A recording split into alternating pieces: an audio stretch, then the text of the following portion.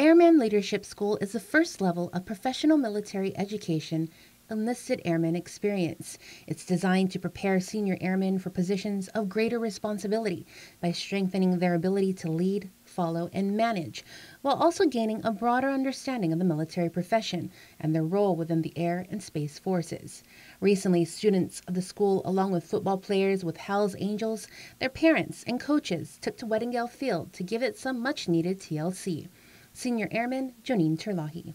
My team came up with a project to help our community, most specifically our youth.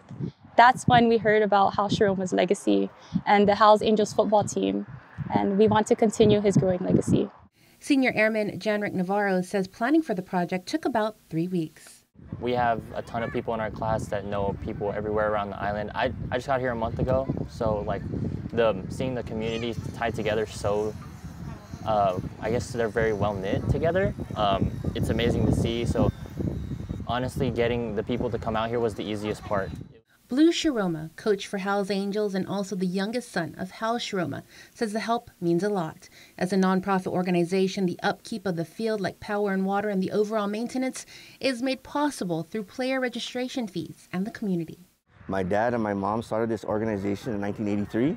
It's almost 40 years we've been giving back to the community through sports. Our family still continues to manage the organization, and we're the only youth organization that has a field that's under the organization.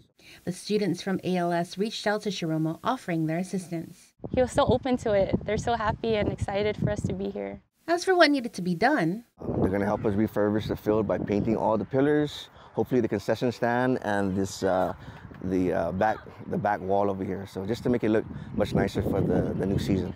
Bright and early, ALS students, volunteers, parents, and players, some donning their football jerseys, were ready to go. I say blue, you say white. Blue, white, blue, white. And I say number, you say what? White, number, white. For Senior Airman Jalise Moss, it was more than just giving back to the community that supports them. It's about leaving a legacy behind, and that's what the House organization does, because they mentor these kids, and these kids grow up to be these coaches, and it's just like a cycle. So that's kind of what inspired us to help with it. Senior Airman Anthony Bragg also reached out to the JFK ROTC.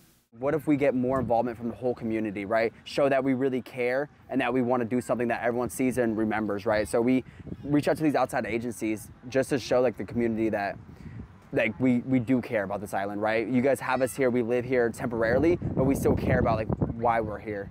The big takeaway for those involved? I learned the immense power of community spirit and collective action, and how many people coming together with a shared goal can achieve remarkable things. I think we did a phenomenal job being able to work together, this teamwork that we learned, not just in the Air Force, but just a servant of the community too, that it's important for us to work hand in hand in order to be successful at something.